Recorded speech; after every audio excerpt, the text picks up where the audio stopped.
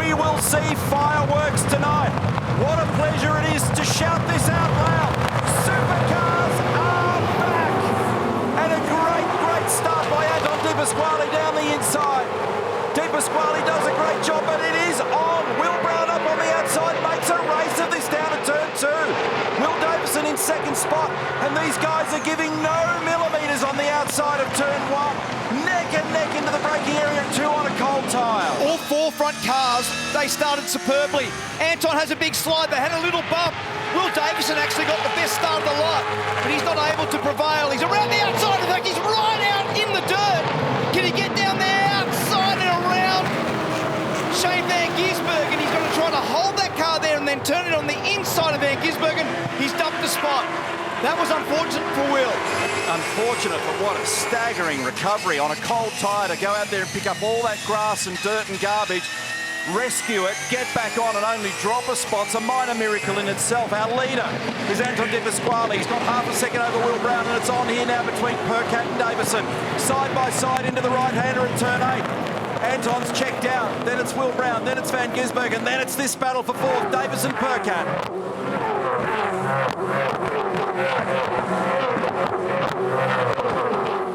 Repco curb cam, and then beyond the top 4 we've got Brodie Kostecki, Chaz Mostert, Cam Waters, Jamie Whincup and Fabian Coulthard in the top 10. What an even start. There was nothing in those front 4 cars.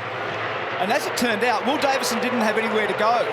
So Anton turned in and Will Brown drove right around the outside at roughly 200 kilometres an hour.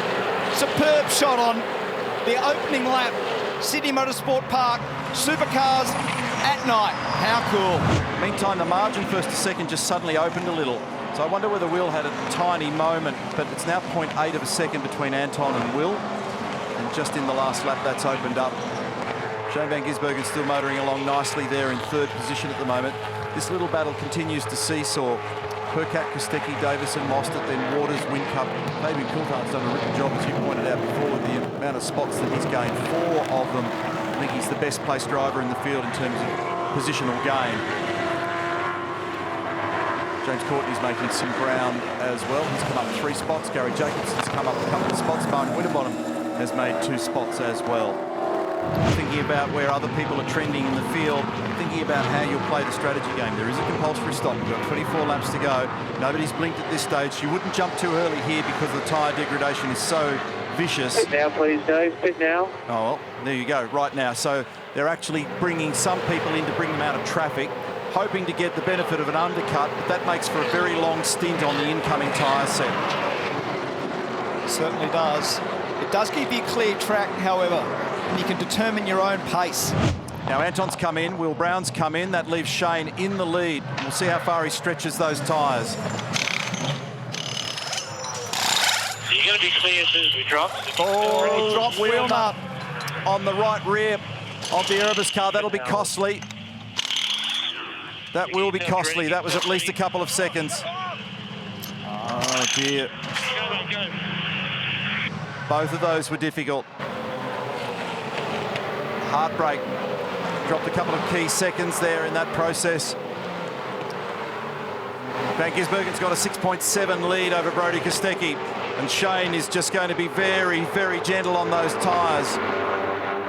So I don't think I've seen anybody grab 3 or 4, so Mahino Hub dissertation was way off the pace. I hadn't stopped to think properly about actually stretching the tyres through the whole of the weekend. So here's the replay of what happened to Will Brown. And I think the reason you're seeing this manoeuvre, other than that mistake, is they've actually put 4 on that car. Oh, did they? Okay, yeah. Right. So when they actually dropped it onto the hub, it punched the wheel nut out of the centre of the wheel. They had to pick it up and put it back in. It's got little fingers that retain it inside the wheel, and then the right front boggled as well. Yeah, that was 4. That was 4 tyres. confirmed. Okay, so that will give him some clawback opportunity for Will Brown, but oh my goodness, that time just leached away there. About to stop, and the chairs are running out. This matters. So we've got a 16-second margin, Shane Van Gisbergen. Importantly, at 38 over Anton. Across too early. It's a fairly short stop, mate. So you'll be stopping centre on the board, building that brake pressure, keeping your foot on the brake and the car. Yeah. Don't come across here. About 5 more, mate. I'll call you across. 4, 3 more, 2 more. Swing it now. Centre on the board. Watch those laps. Good stint, 19 laps in. Stepping clear. Go, go, go. Loaded side again.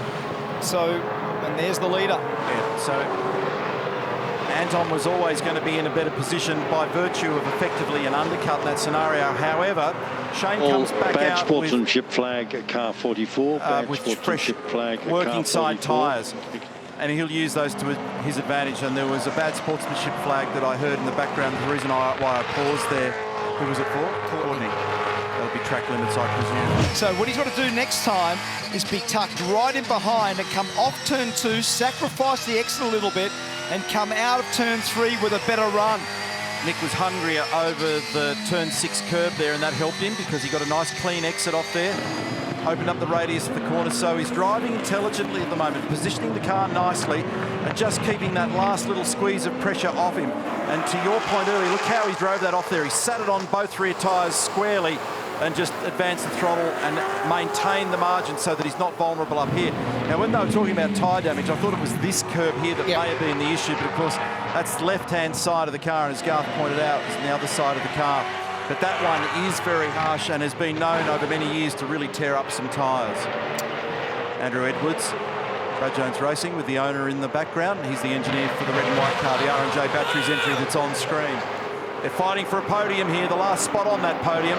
Meantime, it's a 4-second gap, as you can see. First to second, Anton Di Pasquale is in a pretty safe place at the moment. So the key is, don't try to plunge down the inside now. Park it, park it, park it, be patient, and then come off this corner. This is the key corner right now. He's got a little run. It's not quite good enough. Nick Percat did a superb job then to stave off what is the real advantage here. Plus, with every lap, Brody's got the same problem going on as everybody else. Tyre wear, tyres hurting, they start to get greasy. It gets harder and harder to position the car, and he does have the penalty of sucking down all that Go hot dive. air. Now he's having the big lunge, and he might have actually done it this time. He gets the medal up the inside, cleanly done, and away he goes. Nice work, moves him up into 3rd spot. Well done, Brody Kostecki. Good job by Erebus. 2 cars in the top 10 today. 2 young guys doing a really good job. We call them rookies. They're far from rookies. And that was not a rookie pass. That was well constructed, well timed, and a little mistake coming out of turn 4 by Nick Percat. Got it a little bit sideways, compromised his turn 5 speed, and down the inside of turn 6 for Kostecki. It was a very good drive so far by Percat. Now, Will Brown will probably also get him. Stole the words from me, so he's been witnessing what's gone on, and he'll try and echo that manoeuvre. In fact, he's come off that final corner pretty strongly, so Brody's going to get onto the podium here. It was a beautiful drive from him at Sandown earlier in the year, and he's on target to do the same thing. Now, Will gets right under the rear wing of Nick Percat's car through turn 1. It's hard to get down the inside here. We are on our last lap, and that was Ludo Lacroix in the background. Percat just drives it right round the inside to protect himself there. So that little battle, far from resolved for 4th and 5th between Percat and Brown.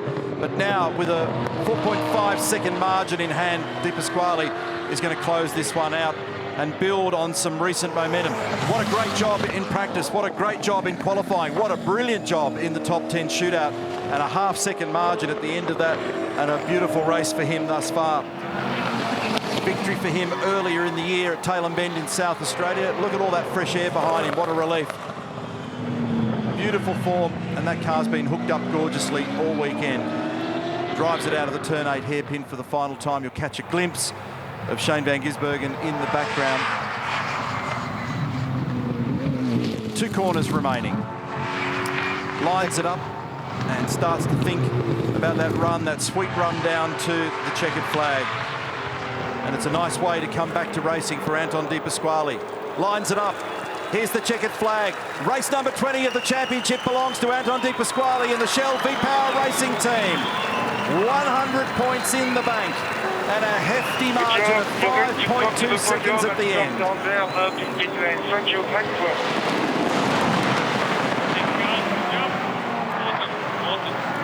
Beautiful drive, Anton. And a beautiful drive from Van Gisbergen, a smart drive. when there was potentially a tyre issue to manage there, to come home in second spot and continue to build a points margin. Brodie Kostecki pushing very hard and getting on the podium at the end. Absolutely impeccable drive. Superb performance by everybody at DJR and Shell V-Power Racing. Fastest in every session in qualifying. Able to get away with a 5-second win. Did not make a mistake. In fact, hasn't made a mistake all day.